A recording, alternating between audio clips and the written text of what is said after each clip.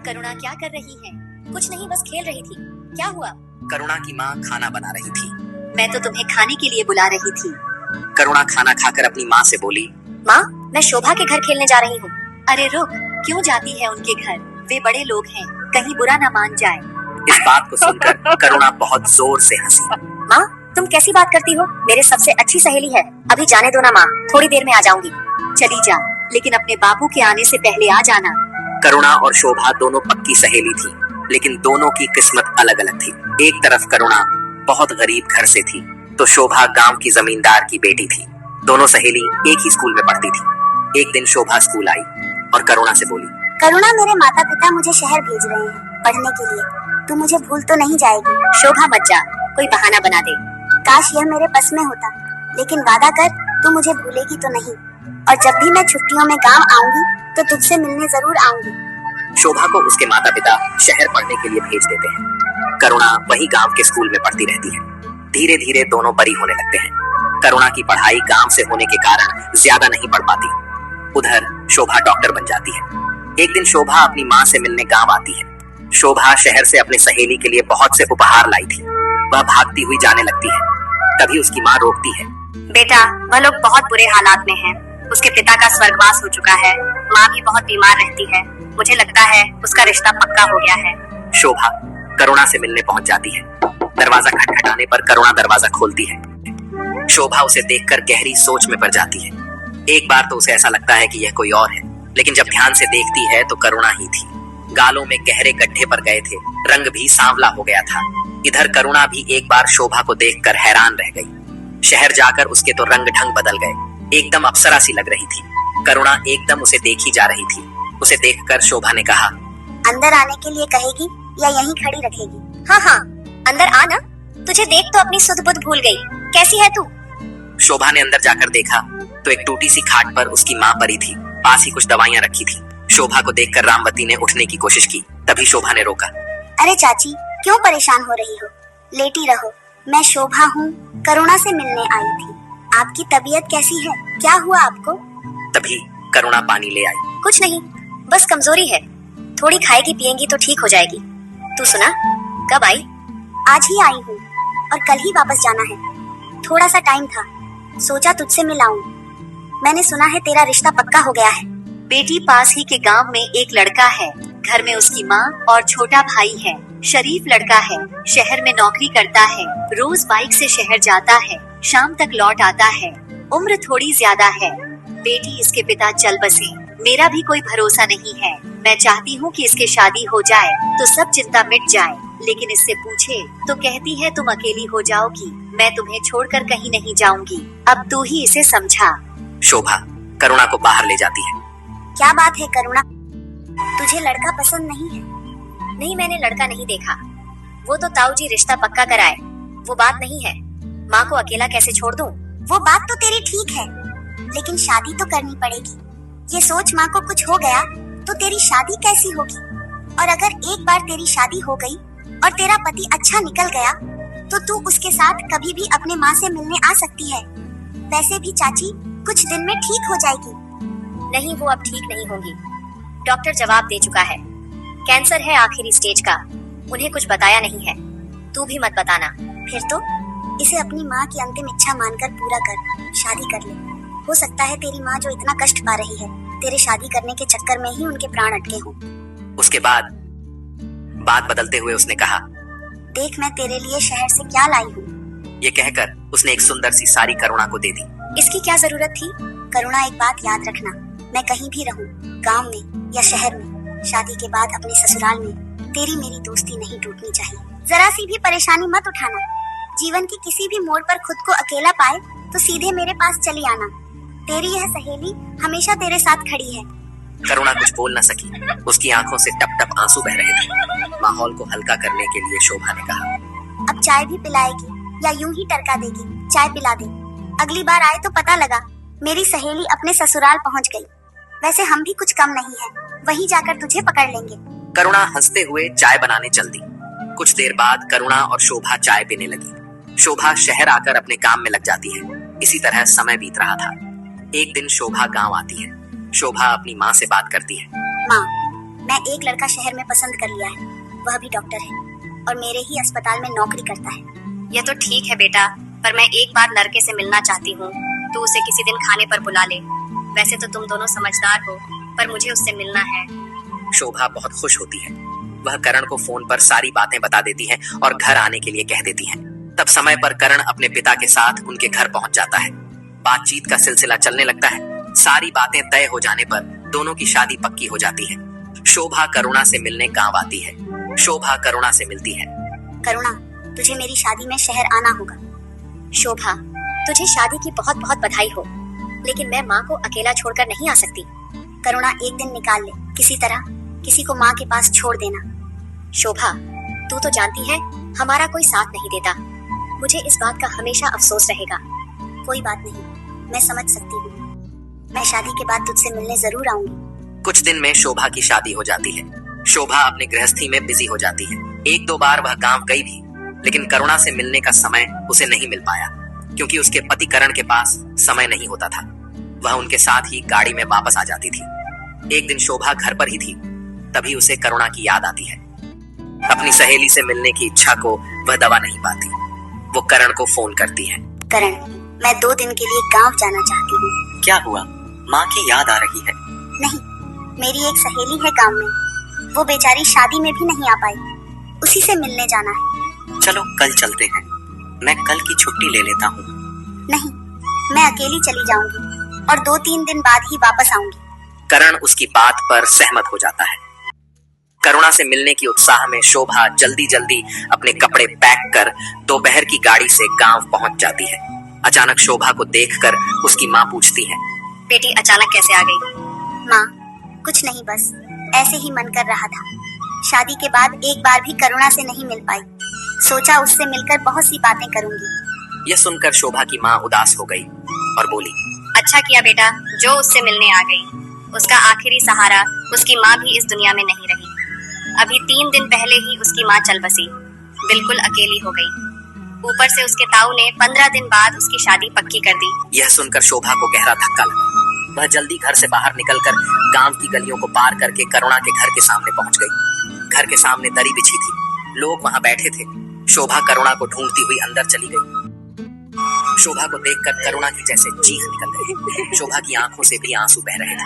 शोभा, माँ चली गई, सब खत्म हो गया, मैं अकेली रह गई। शोभा उसे किसी तरह पकड़कर कमरे में ले गई और उसे बैठाया। करुणा, तू चिंता मत कर, मैं हूं ना तेरे साथ। करुणा को बहुत देर तक दिलासा देती रही। अब शोभा को समझ में आ गया कि क्यों इतने दिन बाद अचानक करुणा की याद आई, जो उसे बेचैन कर गई। काफी देर बैठने के बाद शोभा ने करुणा से पूछा, तूने कुछ खाया? शोभा, बिल्कुल मन नहीं है। ऐसा लगता था जैसे माँ के साथ मेरी प्राण भी निकल जाए, लेकिन तुझे देखकर लगा कि मेरा कोई अपना है। क्या तू कुछ दिन मेरे पास रुक सकती है? चिंता मत कर, मैं अभी यही हूँ, पर तुझे खाना खाना होगा। भूखे रहने से तो तू बीमार पड़ जाएगी। तुझे मेरी दोस्ती की कसम, खाना खा ले। करुणा के बार बार मना करने पर भी शोभा ने उसे जबरदस्ती खाना खिलाया।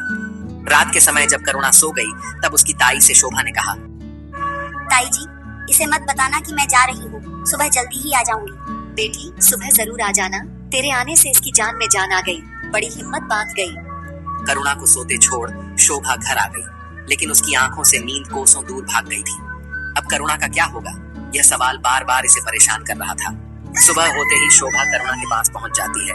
दिन भर वही रुकती है। इसी बीच कई बार करण का फोन आया। वह भी गांव आना चाहता था, लेकिन शोभा ने मना कर दिया। 3-4 दिन बीत जाने पर शोभा करुणा से कहा, तुझे हिम्मत से काम लेना होगा, मुझे अब जाना पड़ेगा। ये मेरा फोन नंबर है, कभी भी तुझे मेरी जरूरत हो तो मैं आ जाऊंगी। शोभा वापस आकर अपने काम में लग जाती है। इसी तरह 2 महीने बीत जाते हैं। एक दिन शोभा किसी काम से अपनी माँ को फोन करती है। कैसी हो माँ? बहुत दिन हो गए आपसे बात करें। घर में सब कैसे हैं? बेटी, सब ठीक है। तू कैसी है? गांव कब आ रही है? एक बार आकर अपने माँ से मिल ले। शोभा यह सुनकर थोड़ी देर के लिए चुप हो जाती है और फिर कहती है, माँ, मेरा भी बहुत मन है गांव में आने का, लेकिन समय नहीं मिल पा रहा है। देखती हूँ, समय निकाल कर आने का प्रोग्राम बनाती हूँ। इधर इन 2 महीने में करुणा की जिंदगी पूरी तरह से बदल गई थी। कुछ दिन बाद करुणा की ताई उसके घर आई। करुणा अकेले बैठी है, क्या बात है? ठीक है ताई जी, आप बताइए कैसी है? अब अकेले ही रहना है। ताऊ जी ने तेरे लिए एक लड़का देखा है। उस लड़के के पिता नहीं है, माँ है और एक छोटा भाई है। लड़का नौकरी करता है और उन्हें किसी चीज की लालच भी नहीं है। यह सुनकर करुणा का मन किया कि अभी ताई जी को उल्टा सीधा सुनाकर भगा दे। अभी माँ को गए 2 महीने भी नहीं हुए हैं और इन्हें शादी की पड़ी है। करुणा अभी सोच ही रही थी, तभी ताई जी ने बोला, करुणा 2 दिन बाद लड़के वाले देखने आएंगे। तैयार रहना बेटा और घर को भी अच्छे से साफ कर लेना। मैं तेरी बहन को पहले से भेज दूंगी। ये कुछ पैसे रख ले, उस दिन अच्छा से नाश्ता मंगा लेना। लेकिन ताई जी, मैं अभी शादी नहीं करना चाहती हूँ। अरे भलाई का तो जमाना ही नहीं है। घर में खाने को दाने नहीं है, इतना अच्छा रिश्ता ठुकरा रही हो। तूने सोचा है घर का खर्चा कैसे चलेगा? करुणा की आंखों से टप टप आंसू बह रहे थे, लेकिन ताई जी को इससे कोई फर्क नहीं पड़ा। वे अपनी बात कहती रही। जो मैं कह रही हूँ चुपचाप मान ले। तेरी माँ तो हमारे सामने जवान नहीं खोलती थी। आखिर हम तेरे अपने हैं, कोई गैर नहीं। नहीं ताई जी, यह बात नहीं है। अभी माँ को गए समय ही कितना हुआ है। कुछ दिन बाद लड़के वालों को बुला लेती। बेटी तू चिंता मत कर, तेरे ताऊ जी सब संभाल लेंगे। यह सब बात कहकर ताई जी वहाँ से चली गई। करुणा बैठकर रोती रही। माँ, तुम क्यों मुझे छोड़कर चली गई? काश तुम होती तो यह सब ना होता। अगले दिन शोभा को फोन करके सारी बात बता देती है। करुणा, तू चिंता मत कर, मैं एक दिन पहले आ जाऊंगी। मैं लड़के को देखकर फैसला करूंगी। क्या सच बोल रहे हैं या तुझे फंसाने की कोशिश में तेरा मकान हड़पने की तैयारी कर रहे हैं? शोभा किसी तरह टाइम निकाल कर पहुँच गई। लड़के की माँ और लड़का दोनों आए थे। लड़का देखने में बिल्कुल साधारण था। शोभा ने उस लड़के से कुछ सवाल पूछे, जिसका उसने ठीक से जवाब दे दिया। करुणा और लड़के ने अकेले में कुछ देर बात की। फिर करुणा ने शोभा से अकेले में पूछा, तू बता, तुझे क्या लगता है? करुणा, लड़का तो ठीक लग रहा है, तुझे ठीक लगा क्या? देख, अगर तुझे ठीक लग रहा है तभी मैं हाँ करूँगी। करुणा, कभी कभी हालात से समझौता करना पड़ता है। यहाँ अकेले रहने से तो अच्छा है एक परिवार मिल जाएगा। शोभा के समझाने से करुणा शादी के लिए मान गई। कुछ ही दिन में करुणा की शादी होने वाली थी। उसके ताऊ जी और अन्य रिश्तेदारों के साथ मिलकर शादी का इंतजाम कर रहे थे। करुणा को जैसे इस सब से कोई मतलब ही नहीं था। वह बैठकर अपनी माँ को याद कर बस रोती रहती थी। शादी से 2 दिन पहले शोभा भी आ गई। शोभा को देखकर करुणा के कुछ आस बंधी। यहाँ तो सब उसे पराये ही नजर आ रहे थे। इसी कारण शोभा को करुणा की ताई जी पसंद नहीं करती थी, लेकिन बड़े घर की बेटी थी, इसलिए कुछ बोल नहीं पाती थी। शोभा शहर से रुपए और जेवर लेकर आई थी। उसने जेवर करुणा को दी तो करुणा बोल पड़ी, बहन, इसकी क्या जरूरत थी? तू आ गई, बस मेरी शादी के लिए यही काफी है। देख, मैं तो कुछ भी कर सकती हूँ, तेरी भलाई के लिए कर रही हूँ। ये पैसे और जेवर तू अपने पास रख ले, किसी को बताना मत। जीवन में कहीं भी जाए तो यह रुपए और जेवर तेरे काम आएंगे। और हाँ, मेरा फोन नंबर हमेशा संभाल कर रखना। वैसे मैं तेरे ससुराल भी आऊंगी, कभी तुझे मेरी जरूरत पड़े तो फोन जरूर करना। बहन, तू मेरी बचपन की सहेली है, फिर भी तू एक बहन से बढ़कर मेरे लिए किया है। यहाँ तक जितने लोग हैं वह किसी न किसी कारण से मेरे साथ लगे हैं। कोई मकान रखना चाहता है, कोई मुझसे अपना पीछा छुड़वाना चाहता है। मैं तेरे यह उपकार कैसे चुकाऊंगी? खबरदार, जो बेकार की बातें की। तू मेरी छोटी बहन है, अब इतना मत सोच और अपने आने वाले कल को सजाने के सपने देखना शुरू कर दे। यह सुनकर करुणा और शोभा दोनों हंसने लगी। शादी वाले दिन दोपहर को करुणा के ताऊ जी करुणा के पास आए और बोले, बेटी, तेरी शादी का कर्जा चुकाने के लिए मैं सोच रहा था, तेरे जाने के बाद इस मकान को किराए पर चढ़ा देंगे, शादी का कर्जा चूक जाएगा। ताऊ जी, ऐसा कौन सा बड़ा कर्जा हो गया है इस शादी में? ना हम किसी को खाने के लिए कहा है और ना ज्यादा बारात आ रही है। केवल 5 लोग आ रहे हैं, उनका मान सम्मान करना है, और वह तो एक जोड़े में ब्याह कर ले जा रहे हैं। मुझे याद है, जब बात हुई थी तो दान दहेज के लिए तो पहले ही मना कर दिया था। शोभा की बात सुनकर ताऊ जी ने गुस्से में देखा, तुम बच्चे कुछ जानते हो नहीं और बकवास करना शुरू कर देते हो। ऐसा ही है तो शाम को बारात खुद संभाल लेना। करुणा ने शोभा को चुप कराते हुए कहा, ठीक है ताऊ जी, आपको जो ठीक लगे वही सही है। वैसे भी मैं तो जा रही हूँ, कम से कम इसी बहाने घर की साफ सफाई होती रहेगी। यह सुनकर ताऊ जी ने घूरकर शोभा की ओर देखा और वापस चले गए। करुणा, तेरा मकान हड़पने की साजिश है। जाने दे शोभा, क्या कर सकते हैं? इन लोगों से बहस करके कोई फायदा नहीं है, वैसे भी किराए पर दे ही रहे हैं। शोभा चुप रह गई। शाम को बारात आई, सादा तरीके से शादी हो गई। सुबह जब विदाई का समय आया तो करुणा फूट फूट कर रोने लगी। शोभा, ऐसा लग रहा है जैसे मेरा सब कुछ छूटा जा रहा है। करुणा, जीवन में आगे बढ़ना पड़ता है। एक घर छूट रहा है तो दूसरा घर मिल भी तो रहा है, चिंता मत कर। करुणा को विदा करके भारी मन से शोभा भी वापस अपने घर आ गई। शोभा की माँ ने पूछा, बेटी सब ठीक से निपट गया? हाँ, सब ठीक था, बस करुणा बहुत रो रही थी। हाँ बेटा, बेचारी अनाथ है, उसे तो कोई बुलाने वाला ही नहीं है। ये समझो उसका मायका खत्म हो गया। शोभा शहर की ओर रवाना हो गई। करण को उसने सारी बातें बताई। ठीक है शोभा, जब भी फुर्सत हो तो उससे मिल आना, और रही बात बुलाने की तो किसी त्योहार पर तुम उसे बुला लेना, कभी उसके साथ त्योहार मनाने चलेंगे। शोभा यह बात सुनकर बहुत खुश हुई कि उसके पति का दिल उससे भी बड़ा है। उधर करुणा जब अपने ससुराल पहुंची तो देखा एक टूटा सा मकान है। कुछ औरतें उसे आगे ले जा रही थी। तभी उसने देखा कि पास ही एक खाट पर एक आदमी बेहोश सा पड़ा था। करुणा उसे देखकर डर गई। तभी उसकी सास ने कहा, डर मत, तेरा देवर है, कल शादी की खुशी में ज्यादा पी लिया, तू अंदर चल। देखो, इस घर में तुम्हें किसी बात की तकलीफ नहीं होगी। मैं जानता हूँ तुम्हारे घर में अब कोई नहीं है, लेकिन चिंता मत करना, मैं तुम्हारा हमेशा साथ दूंगा। मेरी माँ शख्स स्वभाव की है। बस एक बात है, मेरे घर में मेरा छोटा भाई बंटी कुछ बिगड़ गया है। माँ के लाड प्यार ने इसे बिगाड़ दिया है। मैं कोशिश कर रहा हूँ कि वह कहीं काम पर लग जाए। करुणा सब कुछ सुन रही थी। उसे अब कुछ सुकून मिल रहा था। करुणा को ससुराल आए पूरा 1 महीना हो गया था। इस बीच एक बार भी उसकी ताई ताऊ ने उसकी खबर नहीं ली कि बेटी को एक बार घर बुला ले। शोभा का हर तीसरे चौथे दिन फोन आ जाता था। रात के समय जब रमेश वापस आते तभी शोभा करुणा से बात करती थी। एक दिन शोभा ने कहा, करुणा, मैं एक बार तेरी ससुराल आना चाहती हूँ और तुझे अपने घर लाना चाहती हूँ। शोभा, मैं अभी नहीं आ सकती। दरअसल मुझे इन्हें सुबह ही खाना बनाकर देना होता है। मेरी सास से ज्यादा काम नहीं होता। गर्मियों में मैं तुझसे मिलने जरूर आऊंगी। धीरे धीरे समय बीत रहा था। इधर शोभा और उसके पति करण ने अपने घर के पास ही जमीन खरीद ली। उस जमीन पर वह एक बड़ा सा हॉस्पिटल बना रहे थे। शोभा और करण काम में इतने बिजी हो गए कि उन्हें करुणा का ध्यान ही नहीं रहा। 2 साल बीत गए। इस बीच ना तो करुणा का फोन आया, न शोभा उसे फोन कर पाई। एक दिन शोभा अपने घर में बैठी थी, तभी उसे करुणा का ध्यान आया। शोभा ने अपने पति करण से कहा, हे भगवान, मैं तो अपनी परेशानियों में करुणा को बिल्कुल भूल ही गई। न उसका फोन आया। क्या करें शोभा, इतना बड़ा काम था, 1 मिनट की फुर्सत भी नहीं मिला। चलो अब फोन कर लो। शोभा ने फोन लगाया, लेकिन फोन स्विच ऑफ था। हो सकता है फोन बंद हो। कई बार गांव में रात को लाइट नहीं होती, चार्ज नहीं हुआ होगा। कल फोन कर लेना, उसके पति को दिन में मैसेज कर देना। अगले दिन भी शोभा फोन करती रही, लेकिन फोन स्विच ऑफ था। शोभा एक बार भी करुणा की ससुराल नहीं गई थी, इसीलिए उसे गांव का पता भी नहीं था जहां जाकर वह पता कर सके। कई दिन तक जब करुणा से कोई संपर्क नहीं हो पाया तो शोभा ने अपने गांव जाकर पता करने की सोची। एक दिन वह हॉस्पिटल का काम निपटाकर गाड़ी लेकर अपने गांव पहुंच गई। अपने घर जाकर माँ से मिली। बेटा, तुझे देखने के लिए तो आंखें तरस गई। पूरे 2 साल बाद आई है। क्या करती माँ, अस्पताल खोलने के चक्कर में समय ही नहीं मिला। जब जरा फुर्सत मिली तो आ गई तुझसे मिलने। चाय नाश्ता करने के बाद माँ बेटी बातें करने बैठ गई। माँ, करुणा के बारे में कुछ पता लगा क्या? कई दिन से उसे फोन लगा रही हूँ, लेकिन फोन स्विच ऑफ आ रहा है। नहीं बेटी, उसकी ताऊ तो ढंग से बात करते नहीं है, इसलिए हम उनसे कोई मतलब नहीं रखते। बस इतना पता है कि उसके घर को किराए पर चढ़ाकर उसका ताऊ मजे कर रहा है और घर बेचने की कोशिश भी कर रहा है। क्या मैं एक बार उसके ताऊ से मिलकर पूछूं? शायद उन्हें पता हो। बेटी, तुझे तो ताऊ पहले से पसंद नहीं करते। तुझे देखेंगे तो और भड़क जाएंगे, और मुझे लगता है उन्हें भी कुछ पता नहीं होगा, क्योंकि आज तक वह इस गाँव में आई नहीं, ना यहाँ से कोई गया है उससे मिलने। लेकिन शोभा नहीं मानी। वह करुणा के ताई के घर पहुंच गई।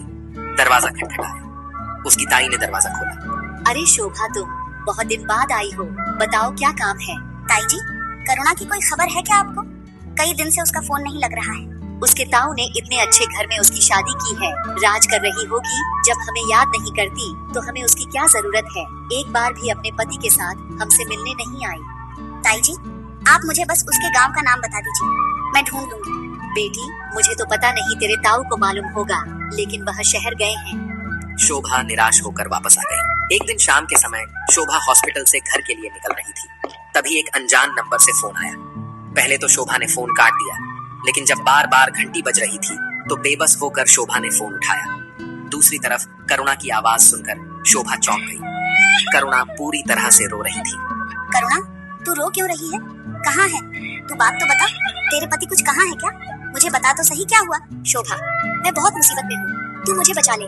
मैं यहाँ गांव की बस स्टैंड पर हूँ, किसी से फोन मांग कर रहा हूँ। तू यहाँ जल्दी आ जाना, नहीं तो मैं मर जाऊंगी। तू चिंता मत कर, वहीं रुक। मैं बस 1 घंटे में पहुँच रही हूँ। जिसका फोन है उससे मेरी बात करवा दे। करुणा ने चाय वाले भैया को फोन दिया। भैया, आप यही बस स्टैंड पर हो क्या? इसका ध्यान रखना, हम कुछ देर में पहुंच रहे हैं। आपकी बहुत मेहरबानी होगी। बहन जी बहुत देर से रो रही है, मेरी यहीं पर चाय की दुकान है, आप आ जाओ। शोभा ने जल्दी से करण को फोन किया। करण सारे काम छोड़कर शोभा के पास पहुंच गया। फिर दोनों करुणा के बताए हुए जगह बस स्टैंड की ओर चल दिए। हमें तो पहुंचने में टाइम लग जाएगा। मेरा दोस्त सुनील वहीं रहता है, मैं उसे वहां भेज देता हूँ। तुम्हारे पास करुणा की फोटो है तो मुझे भेज दो। करण ने सुनील को फोन किया। सुनील, तेरी हेल्प चाहिए थी, तू अभी काम की, बस स्टैंड चला जा। मैं तुझे फोटो भेज रहा हूँ। ये शोभा की दोस्त है, बहुत परेशान है। हम वहाँ आ रहे हैं, जब तक हम आए इसका ख्याल रखना कोई इसे नुकसान ना पहुंचा पाए। बस हमारे आने तक संभाल लेना। भाई चिंता मत कर, मैं अभी 10 मिनट में पहुंच रहा हूँ और तेरी उससे बात भी करवा दूंगा। यह सुनकर करण और शोभा को थोड़ी शांति मिली। सुनील बाइक से फटाफट करुणा के पास पहुंच गया। वह चाय वाले के पास पहुंचा। करुणा वही थी, लेकिन वह उसे पहचान न सका। शोभा ने जो फोटो भेजी थी वह करुणा की शादी की थी। उस चाय वाले से पूछा तो चाय वाले ने करुणा की ओर इशारा किया। पुरानी सी साड़ी पहनकर कमजोर सी एक औरत बैठी थी। सुनील ने फोटो को ध्यान से देखा, तब समझ आया कि यह वही है। बहन, मुझे शोभा ने भेजा है, आप ठीक तो हो? चिंता मत करो, वह अभी आ रही है। भैया, मेरा देवर मुझे ढूंढता हुआ यहाँ आ जाएगा और जबरदस्ती मुझे ले जाएगा। मेरी मदद करो। आप चिंता ना करें, मेरे रहते आपको कोई हाथ नहीं लगा सकता। मैं अभी आया। सुनील चाय वाले से चाय और नमकीन का पैकेट करुणा के लिए लाया। करुणा चाय पीने लगी। आप आराम से बैठिए, मैं अभी आपकी बात करवाता हूँ। करुणा, अब बता क्या बात है? बस बहन, तू आजा, फिर तुझे सब बात बताऊंगी। करुणा ने फोन सुनील को पकड़ा दिया। भैया, इसने कुछ बताया क्या? भाभी, ये बहुत डरी हुई है। इन्होंने बस इतना बताया कि इनका देवर इन्हें ढूंढते हुए यहाँ आ जाएगा और जबरदस्ती ले जाएगा। आप चिंता मत करो, मैं अपने 4-5 दोस्तों को बुला लिया है। हमारे रहते कोई छू भी नहीं सकता। आप आराम से आ जाओ। भैया, आपका बहुत बहुत धन्यवाद। ये मेरी बचपन की सहेली है, 2 साल से इससे कोई कांटेक्ट नहीं हो पाया। बस कुछ देर और इसका ध्यान रखिए। अरे भाभी, ये तो मेरी बहन जैसी है, आप चिंता मत करो। बात समझ में नहीं आ रही है। उसका देवर क्यों उसके साथ जबरदस्ती कर रहा है? उसका पति कहाँ है? करुणा बताया था कि उसका देवर तो गुंडा टाइप का है, सारे दिन शराब पीकर पड़ा रहता है। लेकिन इसके पीछे क्यों पड़ा है? लगता है इसका पति कहीं काम से बाहर चला गया होगा। शोभा, चिंता मत करो, अभी आधे घंटे में हम पहुंच जाएंगे। और शोभा इसी तरह बातें करते करते बस स्टैंड तक पहुंच गए। शोभा जैसे ही करुणा के पास पहुंची, उसे देखकर दंग रह गई। कितनी कमजोर हो गई थी। करुणा एक पुरानी सी साड़ी पहनी थी। कुछ देर के लिए तो शोभा उसे देखती ही रह गई, कुछ बोल नहीं पाई। फिर उसने कहा, करुणा। करुणा सर झुकाकर बैठी थी। शोभा की आवाज सुनकर जैसे उसमें जान आ गई। वह शोभा को देखकर रोने लगी। बहन, तू आ गई, मुझे बचा ले, नहीं तो यह लोग मुझे मार डालेंगे। कोई तुझे हाथ भी नहीं लगा सकता। मैं आ गई हूँ, अब सब ठीक हो जाएगा। मैं तुझे कब से ढूंढ रही थी। एक फोन नहीं कर सकती थी मुझे। ना तो तेरे ससुराल का पता मालूम था, ना तेरी ताई ने गांव का नाम बताया, वरना मैं तो तुम्हारे पास कब के पहुंच जाती। शोभा, इन्हें घर ले चलो, अभी कुछ मत पूछो, यहाँ से पहले निकलो, घर पहुंचकर बात करेंगे। ये बहुत डिप्रेशन में है। करुणा को गाड़ी में बैठाकर शोभा और करण ने सुनील को धन्यवाद किया और करुणा को लेकर घर की ओर चल दिए। करुणा पिछली सीट पर बैठी थी। शोभा ने करुणा का हाथ पकड़ रखा था। करुणा पूरी तरह से डर रही थी और बार बार पीछे मुड़कर देख रही थी। करुणा, बिल्कुल मत डर, अब तुझे वह लोग नहीं ढूंढ पाएंगे। उन्हें पता भी नहीं चलेगा कि तू कहाँ गई। यह सुनकर करुणा को थोड़ा सा सहज हुई। फिर वह कुछ देर आंख बंद करके बैठी रही। करुणा, अब तू ठीक है? क्या हम बात कर सकते हैं? अब तू बता पाएगी क्या हुआ? शोभा, जब से मेरी शादी हुई सब ठीक चल रहा था। वह मुझे बहुत प्यार करते थे, मुझे पूरा ध्यान रखते थे। एक भी दिन ऐसा नहीं था जब हमारी लड़ाई हुई हो। पूरे घर का खर्चा यही चलाते थे। इनका छोटा भाई यानी मेरा देवर कोई काम नहीं करता था, दिन भर इधर उधर घूमता रहता था। शाम को शराब पीकर आ जाता था। कई बार तो उसका झगड़ा हो जाता था। इधर मेरी सास हमेशा मेरे देवर का पक्ष लेती थी। इसी बात से हम दोनों कुछ परेशान रहते थे। अभी 6 महीने पहले हम रात को खाना खाकर सोने की तैयारी कर रहे थे। तभी 2 लोग बाइक पर हमारे घर आए और मेरे देवर का नाम लेकर पूछने लगे। इन्होंने कहा वह घर पर नहीं है, तो वह लोग जबरदस्ती घर में घुसने लगे, क्योंकि मेरे देवर ने उनसे काफी पैसे उधार ले रखे थे। वे सोच रहे थे कि हमने उसे छिपा रखा है। जब बहुत देर तक झगड़ा करने के बाद भी वे लोग नहीं माने, तो इन्होंने उनमें से एक गुंडे को धक्का दे दिया। यह देखकर गुंडे ने गन निकालकर इन पर फायरिंग कर दिया। ये सब कहते कहते करुणा रोने लगी। उसकी बातें सुनकर शोभा की आंखों से भी आंसू बह रहे थे। करुणा ने आगे कहना शुरू किया। गोली लगते ही यह गिर पड़े। मैं इन्हें संभालती रही, चिल्लाती रही। तब तक यह दोनों भाग गए। किसी तरह इन्हें अस्पताल ले गई, लेकिन रास्ते में यह नहीं रहे। मेरी तो दुनिया ही उजड़ गई। सोचने समझने की शक्ति चली गई। पूरे घर में रोना पीटना मच गया, लेकिन उनके छोटे भाई को इसका जरा सा भी दुख नहीं था। वह तो एक ही बात बोल रहा था, घर की तलाशी लेने देता, जब मैं नहीं मिलता तो वह वापस चले जाते। उनसे पंगा लेने की क्या जरूरत थी। मेरी सास और देवर कुछ ही दिनों में सब भूल गए। उन्होंने पुलिस से कंप्लेंट भी वापस ले ली, यह कहकर कि वह गुंडे उन्हें भी मार डालेंगे। मैं बेबस सी बैठी रही। एक दिन मेरी सास मेरे पास आई और बोली, महारानी कब तक शोक मनाती रहेगी? घर का काम कौन करेगा? मेरा तो कुछ करने का मन ही नहीं कर रहा था। समझ नहीं आ रहा था कि अब मैं जीऊं भी तो किसके लिए। लेकिन सास ने मुझे काम में लगा दिया। मैं घर के काम में अपने आप को व्यस्त रखने लगी। कुछ दिन बीत जाने पर मेरी सास एक दिन मेरे पास आई और बोली, करुणा, जिंदगी बहुत लंबी है, तेरा वैसे भी कोई सहारा नहीं है। तू मेरे छोटे बेटे यानी अपने देवर से शादी कर ले। खबरदार माँ जी, जो आज के बाद उस शराबी का नाम मेरे नाम के साथ जोड़ा। मैं अपने पति की खातिर आपकी सेवा करने के लिए यहाँ पड़ी हूँ। मैं मर जाऊंगी, लेकिन कभी भी उस शराबी से शादी नहीं करूंगी।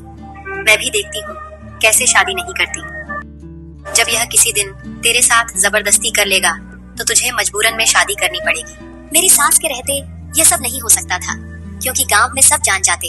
आज दोपहर को जब मैं घर का कूड़ा फेंकने घर के पीछे जा रही थी तो मेरी सास मेरे देवर से कह रही थी, मैं आज रात तेरे मौसी के घर जा रही हूँ, तो रात को करुणा को अपने वश में कर लेना।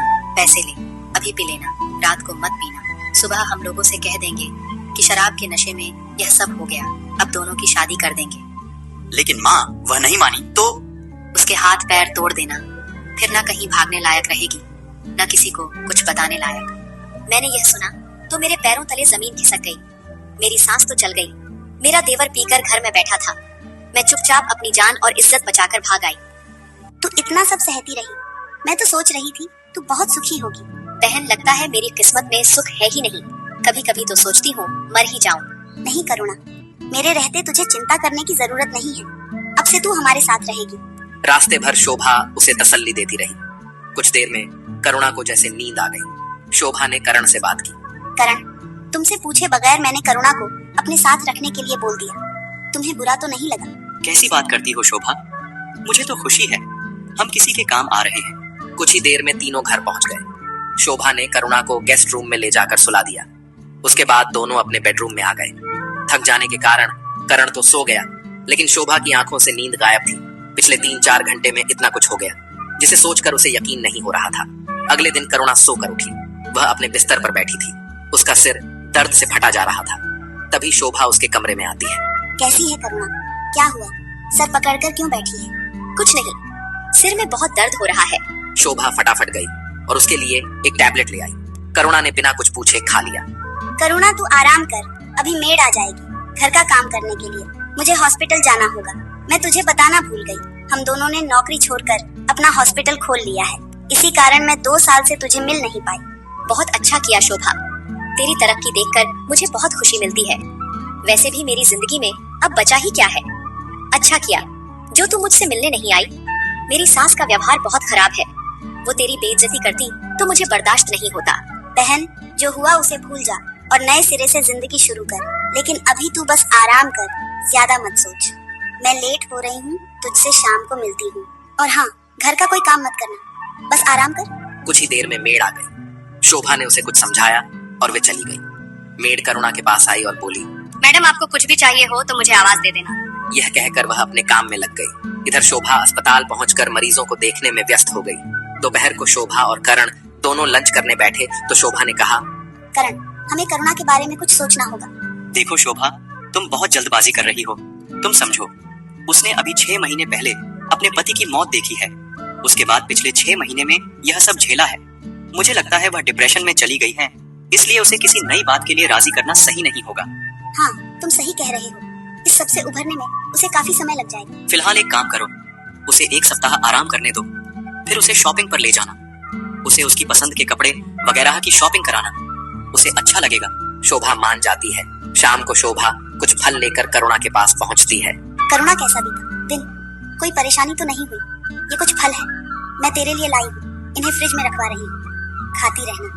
अभी ऐसे ही पड़े रहे, तू बहुत कमजोर हो गई है। तू मेरा कितना ध्यान रखती है। वैसे मैं सोच रही थी कब तक तुझ पर बोझ बनी रहूंगी। मुझे कोई काम मिल जाता तो अच्छा रहता। तू मेरी बहन है, यह घर तेरा है। फिलहाल आराम कर। रही बात काम की तो वह सब बाद में। पहले अपनी शक्ल देख कितनी कमजोर हो गई है। अगर तू काम करना चाहती है तो पहले खा पीकर सेहत बना, फिर देखेंगे। करुणा थोड़ा सा मुस्कुराई। चलो, मैडम के चेहरे पर हंसी तो आई। शोभा हंस पड़ी। इसी तरह समय बीत रहा था। करुणा को आए 2 महीने बीत चुके थे। इस बीच शोभा उसे कई बार बाहर घुमाने ले जाती थी, कभी कभी अस्पताल ले जाती थी। करुणा अब बहुत बदल गई थी। वह हंसने लगी थी। इसी बीच करुणा बार बार शोभा से काम के लिए कहती, लेकिन शोभा कोई ना कोई बहाना बनाकर टाल देती। करुणा करण से भी काफी घुल मिल जाती है। करण करुणा से साली साहिबा कहकर थोड़ा मजाक कर लेता था, जिसका जवाब करुणा उसे जीजा जी कहकर देती थी। 3 महीने बीत जाने पर एक दिन करुणा ने शोभा से पूछा, शोभा देख, मैं अब और बोझ नहीं बन सकती। या तू मुझे कहीं काम पर लगवा दे या मैं कहीं और जाकर काम ढूंढती हूँ। तू एक काम कर, मेरे साथ हॉस्पिटल चल। शोभा करुणा को अस्पताल ले जाकर अपने केबिन में बिठा देती है। फिर करुणा शोभा के साथ साथ मरीज देखने जाती है। करुणा धीरे धीरे काम समझ रही थी। करुणा कुछ दिन में सब कुछ समझ जाती है। शोभा उसे अस्पताल की इंचार्ज बना देती है। वह अच्छी तरह सफाई का ध्यान रखती है। किसी मरीज को कोई परेशानी ना हो उसका ध्यान रखती है। एक दिन शोभा की तबीयत खराब हो जाती है। वह अस्पताल में बेहोश हो जाती है। शोभा का चेकअप होता है तो पता चलता है कि वह प्रेग्नेंट है। यह सुनकर करण और करुणा बहुत खुश होते हैं। करुणा अब अस्पताल के साथ साथ शोभा का भी ध्यान रखने लगती है। वह शोभा की डाइट का बहुत अच्छे से ध्यान रखती थी। कभी कभी तो करुणा घर ना आकर हॉस्पिटल में ही रात को रुक कर काम निपटाती रहती थी। शोभा उसे फोन पर डांटती थी, सबकी सेवा करते करते खुद बीमार पड़ जाएगी, खुद भी थोड़ा आराम कर लिया कर। बहन, ऐसा मौका किस्मत से मिलता है। जिस दर्द से मैं निकल कर आ रही हूँ उनके दर्द के आगे और कुछ भी नहीं है। शोभा भी बहुत खुश थी। जैसे जैसे उसका समय नजदीक आ रहा था, शोभा घर पर ही रहने लगी थी। थोड़ा सुबह उठकर सबका नाश्ता खाना बनाकर हॉस्पिटल चली जाती थी। हॉस्पिटल से हर महीने उसे सैलरी मिलती थी। करुणा ने कई बार कोशिश की वह घर खर्चे में कुछ पैसे दे, लेकिन शोभा गुस्सा हो जाती थी। वह उसे उन पैसों को बैंक से निकालने के लिए मना करती थी। करुणा की जिंदगी का मकसद अब सिर्फ मरीज की सेवा करना रह गया था। एक दिन करुणा हॉस्पिटल में रजिस्टर चेक कर रही थी। तभी उसने देखा कि पिछले महीने से हमारे हॉस्पिटल में खर्चा ज्यादा हो रहा है। वह अस्पताल के अकाउंट सेक्शन में गई। वहां का सारा काम सुबोध देख रहा था। वह एक अकाउंटेंट था और पहले ही दिन से अस्पताल में काम कर रहा था। करुणा उससे पूछती है तो वह बताता है, करुणा जी, मैंने कई बार करण सर को बताने की कोशिश की है, लेकिन हमारे हॉस्पिटल में जितने मरीज हैं उनके हिसाब से दवाइयाँ और बाकी का सामान बहुत ज्यादा मंगवाया जा रहा है और वह कहाँ जा रहा है पता नहीं लग पा रहा है। इसका मतलब कोई सामान को बेच रहा है। सुबोध जी, आपको मेरा साथ देना होगा। मैं उसे रंगे हाथ पकड़ना चाहती हूँ। मैडम, इस अस्पताल को मैंने अपने सामने बनते देखा है। मैं शुरू से इसमें काम कर रहा हूँ, लेकिन अभी शोभा जी के जाने के बाद जो नई डॉक्टर मिस अंजलि आई है वह यह सारा ऑर्डर पास करती है। मुझे उन्हें पर शक है। आधा माल यहाँ आता है और आधे का सिर्फ बिल बनता है। आप सही कह रहे हैं। मैं ठीक तो कह रहा हूँ, लेकिन उन्हें पकड़ेंगे कैसे? माल तो यहाँ आता ही नहीं है। अगले दिन करुणा डॉक्टर अंजलि से सीधे पूछ लेती है, अंजलि जी, यह जो स्टॉक आप मंगवाती है उसमें ज्यादा कहाँ जाता है? यह सुनकर एक बार अंजलि घबरा जाती है, लेकिन किसी तरह अपने आप को संभालते हुए कहती है, पूरा यही आता है और इस्तेमाल होता है। आप मुझ पर चोरी का इल्जाम लगा रहे हैं। वह गुस्सा करते हुए करण के केबिन में पहुंच जाती है। देखिए सर, ये मेरे ऊपर चोरी का इल्जाम लगा रही है। करण के पूछने पर करुणा सुबोध से मिली जानकारी उसे बताने लगी। करण ने सुबोध को बुलाकर सारी बातें पता की, लेकिन फिर भी अंजलि के खिलाफ कोई सबूत न मिल सका। अंजलि बार बार सुबोध पर ही इल्जाम लगाकर रोती जा रही थी। उसकी बातों को सुनकर करण ने सुबोध को नौकरी से निकाल दिया। करुणा ने करण को समझाने की बहुत कोशिश की, लेकिन उसने एक न सुनी। उसने बाहर आकर सुबोध से बात की। मुझे माफ कर दीजिए, मुझे पहले से सबूत ढूंढकर इल्जाम लगाना चाहिए था। मेरे कारण आपकी नौकरी चली गई। अरे आप क्यों परेशान हो रही हैं? मुझे तो कहीं भी काम मिल जाएगा। रही बात इस नौकरी की, तो यह सब उस अंजलि की चाल है। करण सर से मुझे यह उम्मीद नहीं थी। आप बिल्कुल चिंता ना करें। करुणा, तुझे परेशान तो कर रही हूँ, लेकिन मैं मजबूर हूँ। तू करण का थोड़ा सा काम संभाल ले, जैसे कि उसके कपड़े लॉन्ड्री में देना, उसकी चीजों को संभाल कर उसकी अलमारी में रखना। करण यह सब नहीं कर पाएगा। शोभा, तू बिल्कुल चिंता मत कर। जीजा जी को कोई परेशानी नहीं होगी। करुणा ने पूरी जिम्मेदारी उठा ली थी। शोभा को उसके आने से बहुत सुकून मिल रहा था।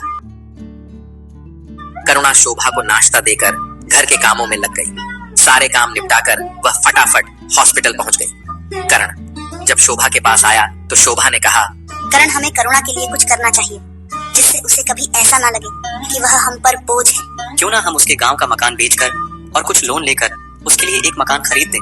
वैसे भी वह अस्पताल से मिले पैसे का कुछ नहीं करती है। हाँ, मैं भी यही सोच रही थी। मैंने करुणा से बात भी की थी, लेकिन वह गांव में जाना ही नहीं चाहती है। उसकी जरूरत नहीं पड़ेगी। मैं प्रॉपर्टी डीलर से बात कर लूंगा। उसे सिर्फ कोर्ट जाना होगा। साइन करने के लिए तुम उसके लिए करुणा को मना लो। हाँ, यही ठीक रहेगा। इससे उसके शहर में अपना घर हो जाएगा। वह चाहे तो यहाँ रहे और चाहे तो अपने घर में। करण तैयार होकर नाश्ता करके हॉस्पिटल चला जाता है। शोभा करुणा के बारे में सोच रही थी कि करुणा का मकान का काम पूरा हो जाए तो वह कोई अच्छा सा लड़का देखकर उसकी शादी करवा दे। एक दिन शोभा को तकलीफ होने लगी। रात को करुणा उसके पास ही थी। करुणा, उठ जा, लगता है हॉस्पिटल जाना होगा। करुणा जल्दी से करण को उठाया और दोनों मिलकर शोभा को अस्पताल ले गए। करण और करुणा दोनों हॉस्पिटल में शोभा के साथ थे। शोभा को बहुत तेज दर्द हो रहा था। करीब 2 बजे शोभा ने एक बेटे को जन्म दिया। करुणा और करण बहुत खुश हुए। जीजा जी, शोभा ने छोटे छोटे कपड़े बनाए थे बच्चों के लिए। मैं घर से उन्हें ले आती हूँ। ठीक है, रात में मत जाओ, मैं भी तुम्हारे साथ चलता हूँ। वैसे भी शोभा अब भी सो रही है और डॉक्टर उसके पास है। करण करुणा को लेकर घर आता है। शोभा के बेडरूम में जाकर उसकी अलमारी में बच्चों के कपड़े निकालने लगती है। तभी करण वहाँ आता है। करुणा, तुम कब तक अकेली रहोगी? मेरा मतलब है मैं तुम्हारी मदद कर सकता हूँ। यह कहकर वह करुणा का हाथ पकड़कर अपनी ओर खींचने लगता है। करुणा अचानक से इस हमले से घबरा जाती है। उसे करण से यह उम्मीद नहीं थी। वह धक्का देकर अपने आप को उससे अलग करती है, लेकिन करण उससे जबरदस्ती करने लगता है। तभी करुणा उसे जोर से थप्पड़ मारती है। तुम बस एक जैसे हो जानवर, मेरे देवर, और तुम्हें कोई फर्क नहीं है। बस मौका मिलना चाहिए। तुम्हें शर्म नहीं आती एक लाचार पर जोर जबरदस्ती करते हुए। तेजी से सब फेंक कर बेडरूम से बाहर आ जाती है। करण उसे पकड़ने के लिए बाहर आता है। तभी डोर बेल बजती है। करण घबराकर गेट की ओर जाता है। करुणा अपने अस्त व्यस्त कपड़ों को ठीक करती है। उसकी आंखों से आंसू बह रहे थे। तभी वह देखती है हॉस्पिटल का वार्ड बॉय सामने खड़ा था। साहब, जल्दी चलिए, आपका बच्चा नहीं बचा। उसे जोर कर हिचकी आई और वह मर गया। यह सुनकर करण घबरा गया। करुणा ने आंखें लाल करते हुए करण की ओर देखा, जैसे वह उसे बता रही थी कि उसके कर्मों की सजा उसके बेटे को मिल गई। करण एक नजर करुणा की ओर देखा। उसकी आंखों से आंसू बह रहे थे। वह झट से हॉस्पिटल की ओर चल दिया। इधर करुणा ने एक सूटकेस में अपने उल्टे सीधे कपड़े भरे और वहां से बाहर चल दी। करुणा शोभा के घर से बाहर निकली। बाहर अंधेरी रात में उसे समझ नहीं आ रहा था कि क्या करें, कहां जाएं। एक तरफ उसने आगे की ओर देखा तो हॉस्पिटल दिखाई दिया। वहां शोभा पता नहीं किस हालत में होगी, उस पर क्या बीत रही होगी। यह सोचकर उसके पैर हॉस्पिटल की ओर बढ़ गए, लेकिन तभी उसके हाथ में सूटकेस का ध्यान आया और करण का घिनौना चेहरा सामने आ गया। करुणा ने सोचा शोभा कभी भी उसकी बात का विश्वास नहीं करेगी। करण अपनी इज्जत बचाने के लिए उस पर कुछ भी इल्जाम लगा देगा, जिसे गलत साबित करने के लिए उसके पास कोई सबूत नहीं है। शोभा जैसी अच्छी सहेली को खोने का डर उसे था, लेकिन अब वह इस समय दोबारा नहीं फंसना चाह रही थी। उसने अपना फोन निकाला और एक अच्छी होटल के लिए कैब बुक की। कुछ ही देर में कैब आ गई। वह उसमें बैठकर होटल पहुंच गई। अपने कमरे में पहुंचकर करुणा बेड पर बैठकर बहुत देर तक रोती रही। पिछले जिंदगी के बारे में सोच रही थी। पता नहीं कब उसे नींद आ गई। सुबह करुणा की आंखें खुली तो 12 बज चुके थे। वह जानती थी शोभा उसे न पाकर बहुत परेशान हो रही होगी और करण को उसे ढूंढने भेजा होगा। वह अपना फोन देखने लगी। फोन देखते देखते उसे सुबोध का नंबर दिखाई दिया। क्यों ना जिंदगी को नए सिरे से शुरू किया जाए। सुबोध से बात करती हूँ, शायद कहीं जॉब लगवा दे। इससे उसकी सेवा करने का उद्देश्य भी पूरा हो जाएगा और जीने के लिए पैसे भी मिल जाएंगे। सुबोध, मुझे तुमसे कुछ जरूरी बात करनी थी। करुणा, मैं तुम्हारे किसी भी काम आ सकूं तो मुझे बहुत खुशी होगी। बताओ क्या बात है। सुबोध, मुझे नौकरी चाहिए थी। मैंने वह अस्पताल और शोभा का घर छोड़ दिया है। मैं एक होटल में हूँ, लेकिन यह बात किसी को बताना मत, ना ही इसका कारण पूछना। क्या तुम मेरी मदद कर सकते हो? करुणा, तुम चिंता मत करो, मैं कल ही अपने हॉस्पिटल में बात करता हूँ। यहाँ बात नहीं बनी तो मेरी कई हॉस्पिटल में जान पहचान है, कहीं ना कहीं सेटिंग हो जाएगी। लेकिन सुबोध, तुम तो जानते हो मेरे पास केवल एक्सपीरियंस है, कोई डिग्री या सर्टिफिकेट नहीं है मेरे पास। चिंता मत करो, मैं पूरी कोशिश करूंगा। मुझे बस एक दिन का समय दो। और हाँ, अगर कुछ पैसे वगैरह की कोई और मदद चाहिए हो तो बताओ। तुमने पूछा, मुझे अच्छा लगा, लेकिन मेरे पास पैसे हैं। तुम चिंता मत करो, बस एक बात याद रखना, यह बात तुम्हारे और मेरे बीच रहनी चाहिए, क्योंकि मुझे पता है वह लोग मुझे ढूंढने निकले होंगे। मैं उन्हें बिना बताए निकल आई। सुबोध ने उसे तसल्ली दी कि वह किसी से यह राज नहीं खोलेगा। सुबोध से बात करके करुणा को बहुत अच्छा लगा। करुणा, मैं अपने ही अस्पताल में बात कर ली है। तुम एक बार यहाँ आकर मिल सकती हो। मैंने उन्हें सब बता दिया है। क्या तुम अभी आ सकती हो? करुणा ने हाँ बोल दिया और वह तैयार होकर कुछ ही देर में सुबोध के अस्पताल में पहुंच गई। करुणा का इंटरव्यू चल रहा था। वह सारे सवालों का ढंग से जवाब दे रही थी। सुबोध ने करुणा की जिम्मेदारी लेते हुए इंटरव्यू लेने वालों को मना लिया। करुणा को 3 महीने ट्रायल के लिए रखा गया। अगर उसका काम उन्हें पसंद आया तो वह उसे रख लेंगे। इंटरव्यू के बाद सुबोध करुणा को बाहर तक छोड़ने आया। करुणा, मैं जानता हूँ तुम बहुत सेवा भाव से काम करती हो। तुम 3 महीने में सबका दिल जीत लोगी। अब रहने का क्या करना है? होटल तो बहुत महंगा पड़ रहा होगा। तुम कहो तो मैं अपने फ्लैट के आसपास कोई फ्लैट किराए पर लेने के लिए बात करूं। वहां से हॉस्पिटल भी पास पड़ेगा। करुणा ने हाँ में सिर हिलाया। सुबोध से विदा लेकर वह वापस होटल आ गई। उसी दिन शाम के समय सुबोध का फोन आया। उसने बताया कि फ्लैट किराए पर मिल गया है, तुम चाहो तो देख लो। नहीं, तुमने देख लिया तो ठीक ही होगा। मैं कल सामान लेकर आती हूँ। मैं अभी तुम्हें रेंट भेज देती हूँ। करुणा अगले दिन सुबह जल्दी उठकर तैयार हो गई और सुबोध के बताए पते पर पहुंच जाती है। सुबोध तो उसका पहले से ही इंतजार कर रहा था। करुणा को लेकर वह फ्लैट में पहुंच गया। करुणा, जल्दी में ऐसा ही ढूंढ पाया। कुछ दिन यहाँ निकालो, फिर कहीं ढंग का फ्लैट देख लेंगे। सुबोध, तुमने मेरे लिए जो किया है वह बहुत है। करुणा और सुबोध दोनों नीचे आ जाते हैं। पास ही में हॉस्पिटल था। दोनों अपने काम पर पहुंच जाते हैं। दूसरी ओर जब शोभा को पता लगा कि उसका बच्चा नहीं रहा तो वह बेहोश हो गई। बहुत मुश्किल से उसे होश में लाया गया। होश में आने के बाद वह रोने लगी। शोभा ने नर्स से पूछा, जरा करुणा को भेज देना, वह दिखाई नहीं दे रही है। जी, वह तो आज हॉस्पिटल आई नहीं। यह सुनकर शोभा को कुछ समझ नहीं आया। ऐसा कैसे हो सकता है?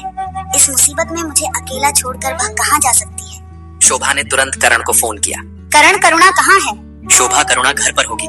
तुम चिंता मत करो, तुम बस आराम करो, मैं देखता हूँ। शोभा को किसी तरह टालकर करण फिलहाल चैन की सांस ली। शाम होने को आई थी। शोभा को पता था कि करुणा उसके लिए खाना बनाकर लाएगी, लेकिन रात का इंतजार करने के बाद भी करुणा नहीं आई तो शोभा को कुछ शक हुआ। शोभा ने वार्ड बॉय को घर भेजा करुणा को बुलाने के लिए, लेकिन उसने आकर बताया कि घर पर तो ताला लगा हुआ है। शोभा ने उस वार्ड बॉय से करण को बुलाने के लिए कहा। करण के आने पर शोभा ने उससे पूछा, तुमने तो कहा था करुणा घर पर है, लेकिन वहाँ तो ताला लगा हुआ है। हाँ शोभा, मैं दोपहर को घर गया था करुणा को देखने, लेकिन वहाँ के चौकीदार ने बताया कि करुणा कहीं चली गई है और चाबी उसे देकर गई है। करण ने बहुत सफाई से झूठ बोल दिया। तुम चिंता मत करो, मैं पता करवाता हूँ कि वह कहाँ गई। शोभा बहुत परेशान और दुखी थी। एक तो उसके साथ इतना बड़ा हादसा हो गया और उसकी सहेली का कुछ पता नहीं चल रहा। वह रात भर सोचती रही। सुबह हॉस्पिटल से करण के साथ घर आ गई। घर में सब कुछ वैसे ही पड़ा था। वह करुणा के कमरे में गई। वहां उसने देखा कि करुणा का सामान नहीं था। सूटकेस से लेकर कपड़े तक सब गायब थे। इसका मतलब करुणा घर छोड़कर चली गई। करण, सच सच बताओ, मेरे जाने के बाद इस घर में क्या हुआ था? शोभा, मैं तो हॉस्पिटल में था, मुझे कुछ नहीं पता कि क्या हुआ। तुम्हें मुझ पर विश्वास नहीं है। न जाने करुणा किस हाल में होगी। कहीं जाना था तो मुझे बताकर तो जाती। उसे करुणा पर तरस भी आ रहा था और गुस्सा भी। इधर करुणा जब शाम को अपने फ्लैट पर पहुंची तो वह बहुत थक चुकी थी। उसका खाना बनाने का मन नहीं था। करुणा के पास कोई काम नहीं था। वह बस ऐसे ही बालकनी में खड़ी हो गई। पुराने दिनों की याद में उसे फिर से सताना शुरू कर दिया। तभी फोन की घंटी बजी। करुणा ने देखा सुबोध का फोन था। उसने फोन उठाया। करुणा, गेट खोलो, मैं बाहर खड़ा हूँ। लगता है तुम्हें घंटी नहीं सुनाई थी। माफ करना, बालकनी में थी, घंटी का पता ही नहीं लगा। खाना तो तुमने बनाया नहीं होगा, मुझे पता था, इसलिए मैं खाना लाया हूँ। चलो मिलकर खाते हैं। वैसे तुम्हें मेरे आने से कोई परेशानी तो नहीं है? नहीं सुबोध, ऐसा कुछ नहीं है और तुम बेकार में परेशान हुए। मैं कुछ न कुछ बना लेती। तुम्हारा हाल भी मेरे जैसा है। मैं भी अकेले रहता हूँ तो कभी बाहर से थोड़ा बहुत कुछ खा लेता हूँ। सुबोध ने खाना टेबल पर रखा। करुणा ने खाना परोस दिया और दोनों खाने लगे। खाना खाने के बाद सुबोध ने कहा, करुणा, परसों तुम्हारी और मेरी दोनों की ड्यूटी नहीं है। एक काम करते हैं, दोनों मार्केट चलते हैं। जो कुछ भी जरूरी सामान हो खरीद लेंगे। कल तुम अपने जरूरी के सामान की लिस्ट बना लेना। करुणा ने हाँ में सिर हिलाया। इसी तरह समय बीतने लगा। कुछ दिन बाद शहर के सभी बड़े हॉस्पिटल की एक कॉन्फ्रेंस होनी थी। इस कॉन्फ्रेंस में करुणा को जाना था लेकिन करुणा जानती थी कि शोभा भी वहां आएगी। करुणा ने यह बात सुबोध को बताई। करुणा, वैसे मुझे हक तो नहीं है, लेकिन अगर तुम मुझे अपना मानती हो तो एक बात बताओ कि तुम शोभा का सामना क्यों नहीं करना चाहती हो? क्या कारण है जो तुमने इतने सालों की दोस्ती तोड़कर वह अस्पताल छोड़ दिया? करुणा ने जिस सवाल से बचना चाह रही थी वही सवाल आज उसके सामने खड़ा था। सुबोध, वैसे तो मैं यह बात किसी को बताना नहीं चाहती थी, लेकिन तुमसे मैं कुछ छिपा नहीं सकती, इसीलिए बता रही हूँ। लेकिन तुम्हें मुझसे वादा करना होगा कि इस राज को किसी भी हालत में किसी पर भी जाहिर नहीं करोगे। करुणा, ये राज मरते दम तक मेरी जुबान पर नहीं आएगा। करुणा ने अपने ऊपर बीती एक एक बात सुबोध को बता दी। सारी बात वह सर झुकाकर बता रही थी। बताते बताते उसकी आंखों से आंसू बह रहे थे। करुणा, मुझे माफ कर देना। मैं नहीं जानता था कि तुम इतना दर्द अपने अंदर लेकर बैठी हो। मैं इस शहर से कहीं दूर जाना चाहती हूँ, जिसे शोभा कभी भी मुझे ढूंढ ना सके। करुणा, मैं उस कॉन्फ्रेंस में से तुम्हारा नाम हटवाने की कोशिश करता हूँ। रही बात कहीं और जाने की, तुम चिंता मत करो, मैं कोशिश करके तुम्हारी नौकरी के लिए कहीं बात करता हूँ। कुछ ही दिनों में कॉन्फ्रेंस शुरू होने वाली थी। करुणा को बहुत चिंता हो रही थी कि वह शोभा से कैसे मिलेगी। एक दिन सुबोध ने करुणा से कहा, करुणा, मैं तुम्हारी क्वालिफिकेशन कम होने की बात बताकर तुम्हारा नाम कॉन्फ्रेंस से हटवा दिया। मुझे माफ कर देना। इसके अलावा मेरे पास कोई उपाय नहीं था। यह तो सच ही कहा तुमने। वैसे भी पता नहीं मैं तुम्हारा एहसान कैसे उतार पाऊंगी। तुमने मुझे बचा लिया। करुणा, मैं तुम्हारे लिए कई हॉस्पिटल में बात की है, जिसमें से कहीं ना कहीं तुम्हारी नौकरी पक्की हो जाएगी। लेकिन नए शहर में अकेले कैसे रहोगी?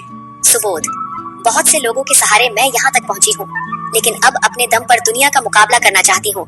जो होगा देखा जाएगा। वहाँ भी तुम्हारे जैसे अच्छे लोग मिल जाएंगे। मेरे जैसे क्या? अगर तुम कहो तो मैं ही साथ में चलता हूँ। नहीं, मैं ऐसा सोच भी नहीं सकती। पहले भी एक बार मेरे कारण तुम्हारी नौकरी जा चुकी है। अब की बार ऐसा हुआ तो मैं अपने आप को कभी माफ नहीं कर पाऊंगी। सुबोध चुप रह गया। वह मन ही मन करुणा को चाहने लगा था, लेकिन यह बात वह अपने मुंह से कह नहीं पा रहा था। लेकिन अब जब करुणा नए शहर में जा रही है तो उसे कुछ समझ नहीं आ रहा था कि बात आगे कैसे बढ़ाए। इसी तरह कुछ दिन बीत जाते हैं। एक दिन सुबोध करुणा के घर आता है। करुणा, तुम्हें परसों एक अस्पताल में जाना है। मैं बात कर लिया है, बस तुम मिल आओ। नौकरी तो पक्की है, लेकिन सैलरी इतनी ही मिलेगी। सुबोध, तुमने मेरे लिए जो किया है वह मैं कभी भूल नहीं सकती। एक एहसान और कर दो मेरे लिए। तुम भी मेरे साथ चलो। वहाँ सब इंतजाम देख लेना, फिर वापस आ जाना। ये सब कहने की जरूरत नहीं थी। मैं तुम्हें अकेली थोड़ी भेज रहा था। मैं भी साथ चलूंगा। अगर नौकरी पक्की हो गई तो वहीं रहने की जगह ढूंढ लेंगे। यह सुनकर करुणा बहुत खुश हुई, लेकिन सुबोध उदास बैठा था। उसे उदास देखकर करुणा ने पूछा, क्या बात है सुबोध, इतने उदास क्यों हो? कोई परेशानी है क्या? करुणा, मैं तुमसे कुछ कहना चाहता हूँ, लेकिन हिम्मत नहीं हो रही है।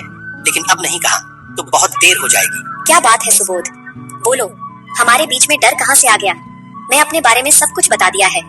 तुम भी अपने मन में कुछ मत रखो। कहो, क्या कहना चाहते हो? करुणा, मैं तुमसे प्यार करता हूँ। यह बात मैंने अपने मन में रखे हुए थे, लेकिन जब तुम्हारे जाने का समय आ गया तो अब मैं अपने आप को रोक नहीं पाया। मुझे माफ कर दो करुणा। मैं तुम्हारे जख्मों को कुरेदना नहीं चाहता था। मेरे से गलती हो गई।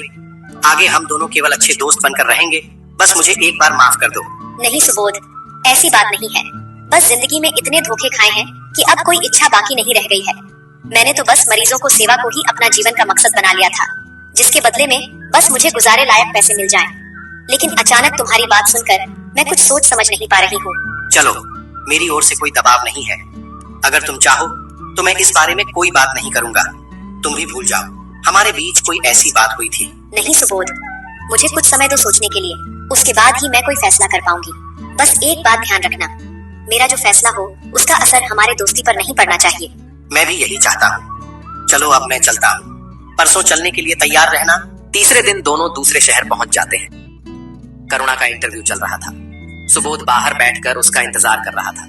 बहुत देर तक इंतजार करने के बाद भी करुणा नहीं आई, तो सुबोध वहां से निकलकर पास ही में एक टी स्टॉल पर चाय पीने चला गया। उसके जाने के बाद करुणा बाहर आई तो देखा सुबोध वहां नहीं था। अनजान शहर में अपने आप को अकेला पाकर वह घबरा गई।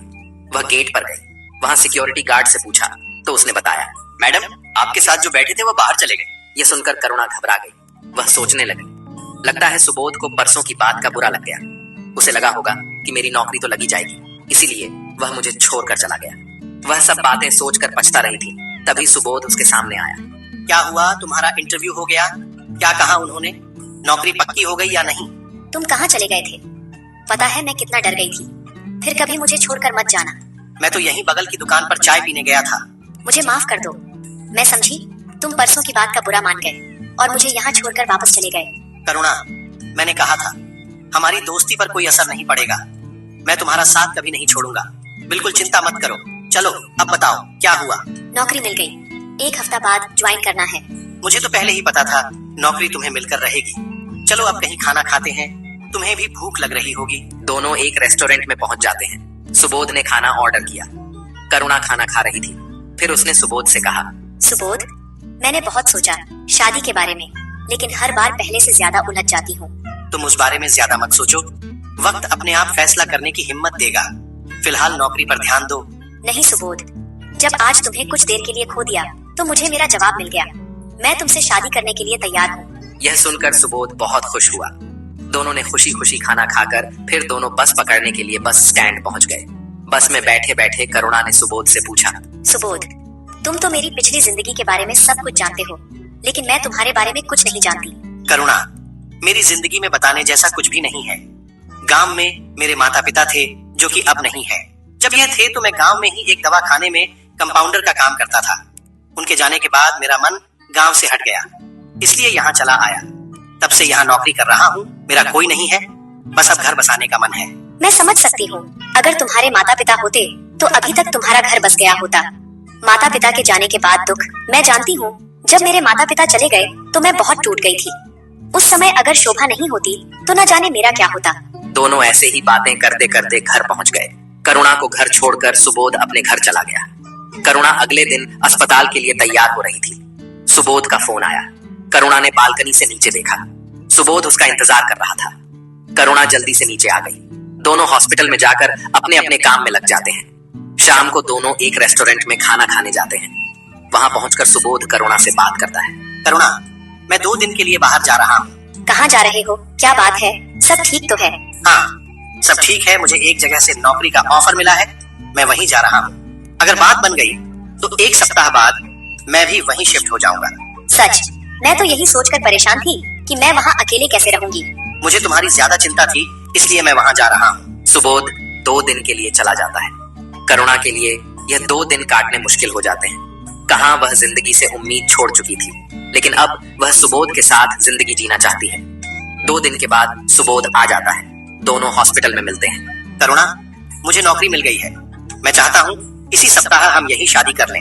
उसके बाद हम दोनों वहाँ जाकर रहे पति पत्नी की तरह। सुबोध, इतनी जल्दी सब कैसे होगा? हमें कुछ समय लेना चाहिए। करुणा, अगर तुम्हें सोचने के लिए समय चाहिए तो बात अलग है, लेकिन अगर सब इंतजाम करने की बात है तो यह सब मुझ पर छोड़ दो। करुणा ने शर्माते हुए हाँ कर दी। अगले दिन कुछ खास दोस्तों को पार्टी के लिए बुलाया गया था। करुणा का बहुत मन था शोभा को बुलाने के लिए। करुणा, अगर तुम चाहती हो कि शोभा को बुलाया जाए तो मैं जाकर उन्हें इनवाइट कराऊंगा। नहीं सुबोध, अब मैं पीछे मुड़कर नहीं देखना चाहती हूँ। जो कुछ भी है बस हम दोनों ही हैं। कुछ दिनों के बाद शादी हो जाती। हमारे पास बहुत कम समय है। हम आज ही चलते हैं नई जगह पर फ्लैट देखने। 4 दिन बाद हमें वहाँ ज्वाइन करना है। सुबोध तैयार होकर आ जाता है।